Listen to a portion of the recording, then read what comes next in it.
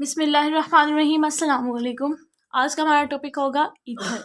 लेकिन प्लीज़ इस टॉपिक को स्टार्ट करने से पहले मेरी आपसे रिक्वेस्ट ये है कि प्लीज़ चैनल को सब्सक्राइब कर दिया करें। ये आपका प्यार होता है हमारे लिए, तो मेहरबानी फरमा के सब्सक्राइब कर दीजिएगा। लेकिन अब इसको स्टार्ट करते हैं ईथर। यहाँ पे इसकी प्रेपरेशन और रिएक्शन साइड बाय साइड दिखाए गए हैं। प्रेपरेशन के लिए एरो हेड जो है टूवर्ड्स ईथर, ठीक है। इसका मतलब ये होगा कि यहाँ पर प्रोडक्ट होगा, लेकिन यहाँ पर arrow head away. Why away? क्योंकि यहाँ पर ये खुद एज अ रिएक्टेंट काम करेगा। तो इसकी कुछ प्रॉपर्टीज़ लिखी हुई हैं, पहले वो देख लेते हैं। ये इसका जनरल फार्मूला। कलरलेस होते हैं, लो बॉइलिंग पॉइंट होते हैं, हाईली जो है वो इन्फ्लेबल होते हैं, यानी कि इसको ईजिली जो है वो उन्हें सेट फायर किया जा सकता है। उसके अलावा जो लोअर ईथर्स होते हैं वो एज एन एनेस्थेटिक यूज़ होते हैं, नशा देने के लिए, ठीक है, एनेस्थीसिया के तौर पर। और इनके अंदर वीक हाइड्रोजन बॉन्डिंग होती है। क्यों होती है? क्योंकि इनके अंदर मेनली OH नहीं होता, ROR होता है। दोनों साइडों पे CH3 या C2H5 या जिस तरह की अलगाइल ब्रांच लगी होती है, इसकी वजह से जो है वो इनकी हाइड्रोजन बॉन्डिंग वीक होती है विद वाटर। ये एक्ट करती है एज एन लिविस बेस, ठीक है, as an Lewis base acid act करते हैं। लिविस एसिड के तौर पर एक्ट नहीं करते। याद रखना कि ये लिविस बेस के तौर पर एक्ट करते हैं।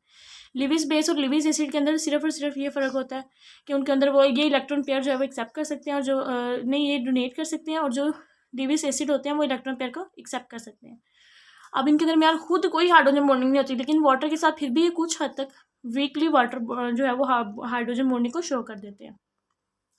यहाँ पर जो एपोक्साइड है, जो इस तरह ROR और सेंटर में इस तरह से O होता है, वो ज़्यादा रिएक्टिव होता है एज़ कम्पेयर टू दिस, ठीक है। वो ज़्यादा रिएक्टिव होता है क्योंकि उनके दरमियान ये दोनों फिर इस तरह से इनकी वीक अटैचमेंट हो जाती है दोनों तरफ, जबकि इस तरह चला जाता है, इसमें दरमियान में होता है, तो इसीलिए कम रिएक्टिव होते हैं।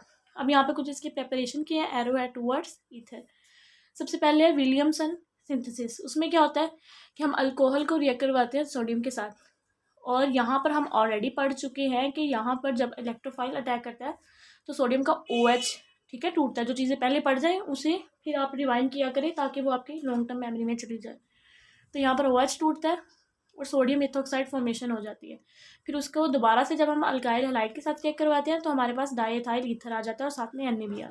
सेकेंड है इसका कि जब इसके ड्राई सिल्वर ऑक्साइड के साथ रिएक्ट करवाया जाए, ठीक है, डाई सिल्वर, ये 2 सिल्वर होते हैं और एक ये ड्राइंग एजेंट के तौर पर होता है।